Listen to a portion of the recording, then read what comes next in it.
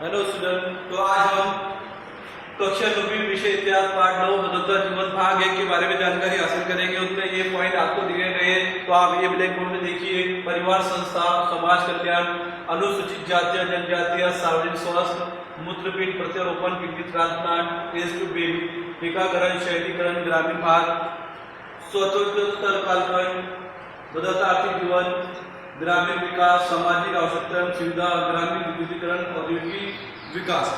तो अभी तक हमने वर्ष 1961 से 2000 तक के कालखंड का अध्ययन किया है। 20वीं और 21वीं सदी में परिवर्तन की गति तीव्र है। मानव जीवन तेजी से बदल रहा है। पहले हम जिन बातों की कल्पना भी नहीं कर सके, वे बातें अब वास्तविकता में उतरी है। प्राचीन एवं मध्य युग में धर्म मनुष्य की एक महत्वपूर्ण पहचान थी। हिंदू, मुस्लिम, ईसाई, सिख और जैन, बौद्ध, पारसी और जू, यहूदी आदि धर्म के सामने आधुनिकरण ने चुनौतियां खड़ी की। हमारी पारंपरिक विचारधारा में डॉक्टर बाबा साहब अम्बेडकर ने बहुत बड़ा परिवर्तन ला दिया। डॉक्टर बाबा साहब अम्बेडकर ने यह परिवर्तन भारतीय संविधान के माध्यम से किया। तो आज हम वर्ष 1961 से लेकर 2000 के कालखंड का अध्ययन हमने किया है। उसके बाद में हम 20वीं और 21वीं सदी में परिवर्तन के इस युग में हम आकर खड़े हुए हैं। और आज हम जो चेंजेस हमारे बदलते जीवन में, हम उसकी कल्पना भी नहीं कर सकते थे।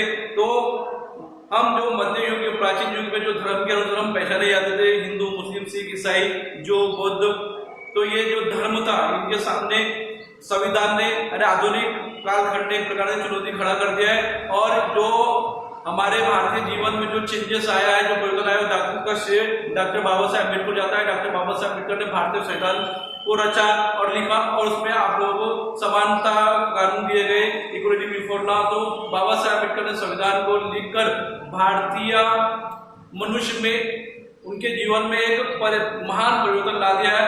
आज आप कहीं भी जाकर बिजनेस घूम फिर सकते, बिजनेस कर सकते, कहीं भी रह सकते। आपको rights of education, rights of business, rights of life, rights of transport और rights of education, rights of religion, rights of caste सब आपको मिलता है। सिर्फ जम्मू कश्मीर छोड़कर एक अपवाद है, बाकी आप कोई भी धर्म, जाति वगैरह में जा सकते हैं, किसी भी धर्म संस्कृति को अपना सकते हैं और अपनी स्वयं भाषा, लिपि और संस्कृति को सेविंग कर सकते, संवर्धन कर सकते हैं। संविधान के प्रावधानों में जाति व्यवस्था ढांचा को आघात हुआ है। तो परंपरागत व्यवस्था के द्वारा हमारे जो सहायता की गई है, वो यहाँ पे दिया गया कि ब्रिटिश काल में, शासन काल में पहले फर्स्ट, सेकंड, थर्ड और इंटर ऐसे 4 वर्ग रेलवे में हुआ करते थे। गाड़ी में मामूली सुविधा और उनको देखने के जो नकारात्मक दृष्टिकोण हुआ करता था, वो व्यवस्था अब आम नागरिकों को 1978 में रेल बजट द्वारा जो रेल मंत्री मधु धनवल्ले ने तीसरी श्रेणी की व्यवस्था समाप्त कर दी। और बाद में पुणे के बीच सियागढ़ एक्सप्रेस, मुंबई कोलकाता और गीतांजलि एक्सप्रेस, ये वर्ग रेल गाड़ियां प्रारंभ हुई। पहले वर्ग के अनुसार गाड़ियां चला करती, जो ब्रिटिश शासन काल में चला करता था, फर्स्ट, सेकंड, इंटर और थर्ड। लेकिन अब वहां पर रेल मंत्री मधु धनवल्ले ने तीसरी श्रेणी को समाप्त कर दिया, फर्स्ट, सेकंड और रिजर्वेशन शुरू कर दिया। तो पुणे मुंबई सियागढ़ एक्सप्रेस और मुंबई कोलकाता में गीतांजलि एक्सप्रेस शुरू किया गया। तो यहाँ जिस प्रकार से ब्रिटिश शासन काल के द्वारा पहले सुविधाएं दी जाती थी, वो सब समाप्त हो गया। अब हमारे संविधान के अंदर सबको राइट्स है। तो उपरोक्त प्रावधान के कारण समाज में छोटे बड़े परिवर्तन होने लगे। अब होटल में सभी लोग प्रवेश करते हैं, सबको खुला प्रवेश है। धर्म जाति लेकिन कारणों से प्रवेश नकारा नहीं जाएगा, इस तथ्य होटलों में देखने को मिलती है। तो इस प्रकार से यहाँ पे हमारे भारत देश में, भारतीय मनुष्य में बदलता जीवन का जो आपको परिवर्तन, चेंजेस आया, ये सब हमारे संविधान के द्वारा देखने को मिला। उसके बाद में हम परिवार संस्था के बारे में जानकारी हासिल करेंगे। तो परिवार संस्था, तो हमारे परिवार संस्था भारतीय समाज की एक प्रमुख पहचान थी और संयुक्त परिवार पद्धति देश के रूप में भारत संसार भर में पहचाना जाता था। लेकिन आज उसमें चेंजेस आ गए, हमारे वैश्वीकरण की लहर ज्यादा हो गई और उसमें विभक्त परिवार पद्धति को बढ़ावा मिल गया। इस प्रकार से आज हमारी परिवार संस्था भी चेंज होगी। तो समाज कल्याण, समाज कल्याण में कल्याणकारी राज्य स्थापित करना ही हमारा उद्देश्य था। ये संविधान में उल्लेखित था कि ऐसा उल्लेख करने वाला भारत विश्व का एक पहला देश है जो भारतीय नागरिकों को पूर्ण रोजगार, स्वास्थ्य सुविधाएं, शिक्षा और विकास के समान अवसर उपलब्ध करा देना। और समाज कल्याण कार्यक्रम के उद्देश्य भारतीय समाज में आर्थिक, सामाजिक, शैक्षिक, सांस्कृतिक विषमता बड़ी मात्रा में व्याप्त है। महिलाएं, बच्चे, दिव्यांग, अनुसूचित जाति, जनजाति, अल्पसंख्यकों तक का विकास का अवसर तक पहुंचाने की आवश्यकता है। तो स्वतंत्र कालखंड में सरकार के सामने सबसे बड़ी चुनौती, इसके लिए भारत सरकार ने 14 जून 1964 को समाज कल्याण मंत्रालय स्थापित किया। इस मंत्रालय के अंतर्गत पोषण और बाल विकास, सामाजिक सुरक्षा, सामाजिक संरक्षण, स्त्री कल्याण एवं विकास के कार्यक्रम कार्यान्वित किए।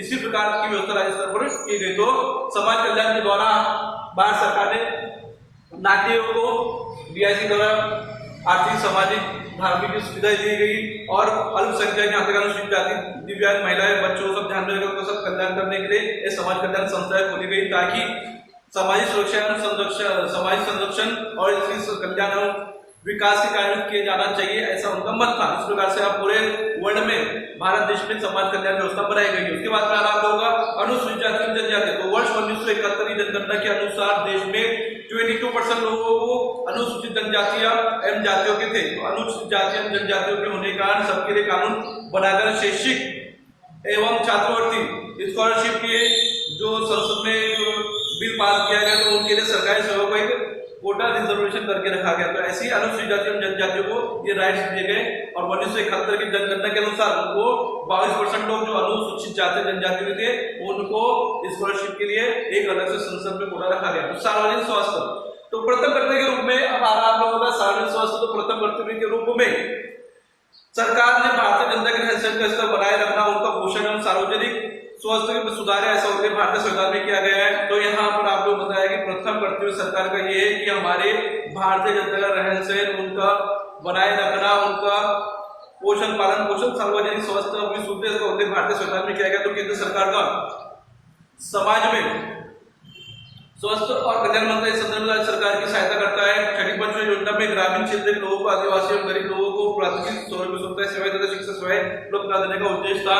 यहाँ पर आप लोगों को 1962 में तमिलनाडु के वेल्लूर स्थित क्रिश्चियन मेडिकल कॉलेज में अस्पताल में डॉक्टर एन गोपीनाथ के नेतृत्व में ओपन हार्ट सर्जरी सफलतापूर्वक की। इस कारण ऐसे उपचारों के लिए जहां पर हमारे यूनानी, होम्योपैथी, आयुर्वेद और प्राकृतिक एवं नेचुरली पद्धति का उपयोग करने वाले, इन्होंने वहां पे जीवन में ऐसे जीवन में बहुत से गुजरना पड़ता है, जैसे मतलब जो लोग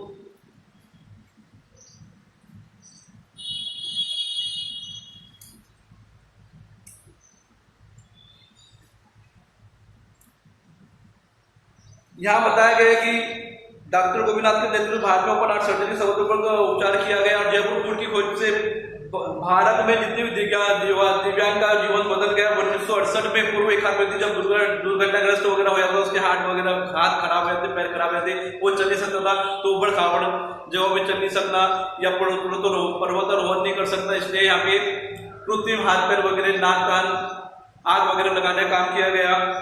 इसका श्रेय 1968 में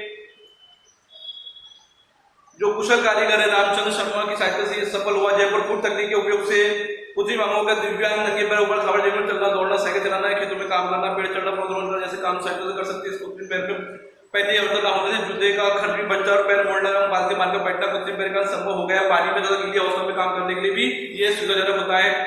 मूत्रपिंड प्रत्यारोपण किडनी, अब सार्वजनिक स्वास्थ्य हो गया आप लोगों का। मूत्रपिंड प्रत्यारोपण किडनी के बारे में बताया गया है कि ये शल्यक्रिया भारत में साध्य हो जाने से रोगियों के प्राण बचाने में डॉक्टरों को सफलता मिली है। वर्ष 1971 में इस तरह की शल्यक्रिया भारत में बहुत अधिक नहीं होती थी।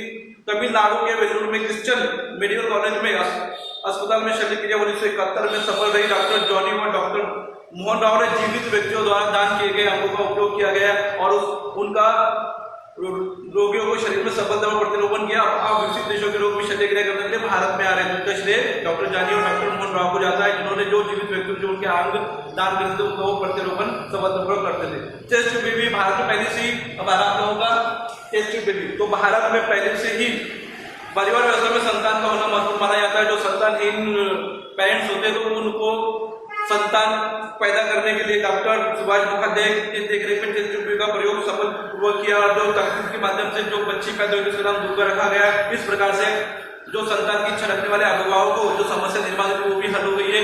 अब आज टेस्ट ट्यूब के आगे सरगोदी भी आ रहा था। टेस्ट ट्यूब के द्वारा आप लोग चाइल्ड अडॉप्ट करने की जगह है, आप खुद बच्चे को पैदा कर सकते हैं। इस प्रकार से हमें टेस्ट ट्यूब बेबी सफल हुआ। उसके बाद में टीकाकरण के बारे में देखिए, वर्ष 1978 से पूर्व भारत में प्रतिवर्ष पैदा होने वाले 10 बच्चों में 6 बच्चे जन्म के बाद से ही वर्ष में प्राणघाती बीमारी द्वारा आजीवन काल में मारे जाते थे, या उनको पोलियो वगैरह या धनुर्वात, क्षय, कंठक या कुकर खांसी जैसे रोगों का उन्मूलन करने के लिए टीकाकरण कार्यक्रम चलाया गया। 1995 में पल्स पोलियो टीकाकरण अभियान चलाया गया। परिणाम स्वरूप पोलियो की रोकथाम की जा सके। इस प्रकार से अभी टीकाकरण के द्वारा 1978 से शुरू किया गया और 1995 में पल्स पोलियो कार्यक्रम आरंभ हुआ। उसके बाद में शहरीकरण, तो शहरीकरण दिया गया कि शहर अथवा नगरीय क्षेत्रों जनबसों के केंद्रीय होनेकरण प्रक्रिया को शहरीकरण करते जनसंख्या का बढ़ना।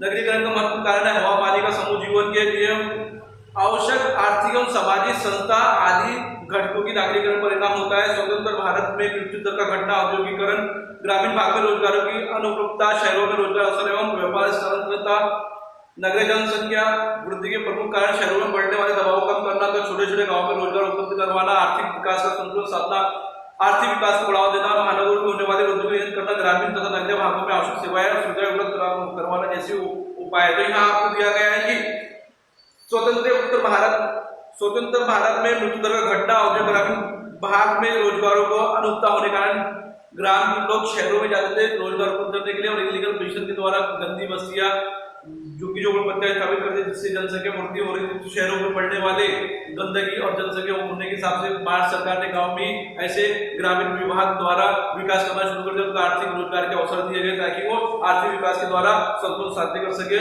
और वृद्धि कर सके, ग्रामीण नगरीय भागों में आर्थिक सेवाएं उपलब्ध कराना ये काम किया गया। उसके बाद में आप लोग ग्रामीण भाग, तो ग्रामीण भाग में स्वतंत्र या सामूहिक रूप से बोई जाने वाली भूमि के पास रहने वाले किसानों की बस्ती को गांव के अस्तित्व में आया। भारत की देहात पद्धति, विगत जन पद्धति, आसपास में फैली हुई खेती की भूमि के बीच में बसे हुए घरों, तो यहाँ जो ग्रामीण जो रहता है वो सब हमारा जो भारतीय कृषि प्रधान देश होने के हिसाब से ग्रामीण में रहने वाले जो लोग हैं विरत बस्ती वगैरह जहाँ पर खेती बाड़ी वगैरह होती है तो आसपास में ही अपनी बस्ती बसाकर खेती बाड़ी वगैरह कर सकते ताकि वक्त का कम वक्त को बचाया जा सके और ग्रामीण समुदाय भी बड़ा होता चला जाए। समुदाय गांव का समुदाय बड़ा हो या छोटा कुछ हो लेकिन वो शहर के सामने कभी माना जाता है। इस प्रकार से यहाँ पे ग्रामीण भाग में ये और शहरी भाग में अंतर दिखाई देता है। उसके बाद में आप लोगों का स्वतंत्रोत्तर कालखंड, तो ग्राम विकास के दृष्टि में समूह योजना आरंभ की गई, उसी के माध्यम से कृषि में तकनीक बढ़ाना पड़ा, सुधार कानून मंजूर किया गया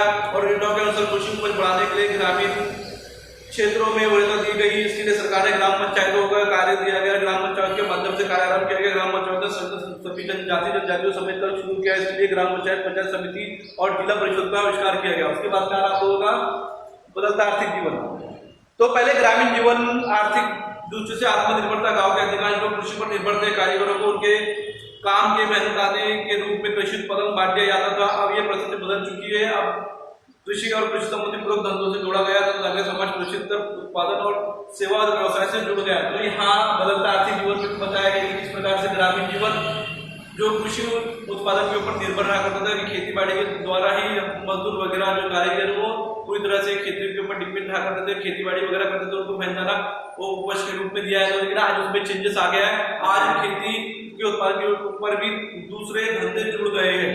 उसके बाद में आप लोगों का ग्रामीण विकास, तो ग्रामीण विकास भारत में वर्ष 1961 में 82% था, 1961 में 82% लोग ग्रामीण भाग में रहते थे, 1971 में यह अनुपात 80.1% रह गया। और अनाज और अन्य कच्चे माल का उत्पादन कर शहरों की जरूरत को पूरा करना, शहरों के औद्योगिक विभागों से की आपूर्ति करना, प्राकृतिक संसाधनों की देखभाल करने सारे काम ग्रामीण आज तक करते हैं। इसका आर्थिक व्यवसाय का विकास, आर्थिक व्यवस्था का सुविधा का विकास करना, सांस्कृतिक सामाजिक और वैचारिक दृष्टिकोण में परिवर्तन लाना ये महत्वपूर्ण चुनौती है। ग्रामीण विकास के संदर्भ में भूमि सुधार, जल सिंचाई परियोजनाओं को गति प्रदान करना आवश्यक है।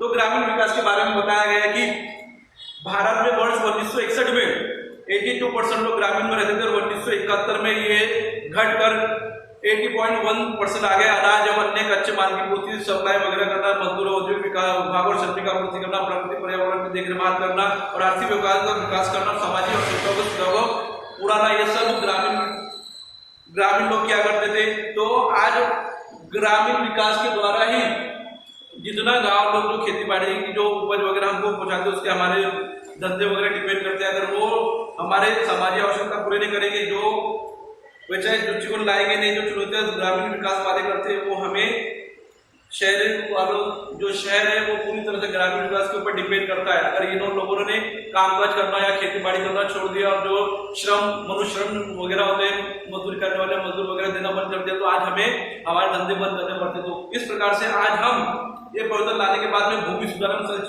जल सिंचाई परियोजनाओं को गति प्रदान करना आवश्यक और ग्रामीण विकास धीरे धीरे बढ़ता चला गया है। तो सामाजिक आवश्यकता एवं सुविधा, सार्वजनिक स्वच्छता एवं स्वास्थ्य की जो सुविधाओं की प्रदाता क्रम से ध्यान देना आवश्यक है। पेयजल की 12 माह सी सुविधा, स्वच्छता प्रबंध, नालियां, सक्रिय सड़कें, ग्रामीण भागों में वृद्धि हो, औषधोपचार की असुविधा जैसी समस्याओं का ग्रामीण भागात में घिरा हुआ है, प्राथमिक शिक्षा से उच्च शिक्षा तक स्तरीय सुविधा की उपलब्धता का अभाव, मनोरंजन केंद्रों में वार्डों की संख्या कम होने के कारण ग्रामीण भाग की ओर विशेष ध्यान देने की आवश्यकता है। तो यहाँ पे आप लोगों को बताया गया है कि सामाजिक आवश्यकता सुविधा के द्वारा आज सार्वजनिक स्वच्छता एवं स्वास्थ्य की सुविधा के द्वारा ग्रामीण में आज पेयजल की बारहमासी कमी, उसके बाद में स्वच्छता, ग्रामबंद, नालियां, सड़कें, ग्रामीण वृद्धि और सुविधा ये सब कमी होने के कारण आज ग्रामीण क्षेत्र में सुविधाएं नहीं है।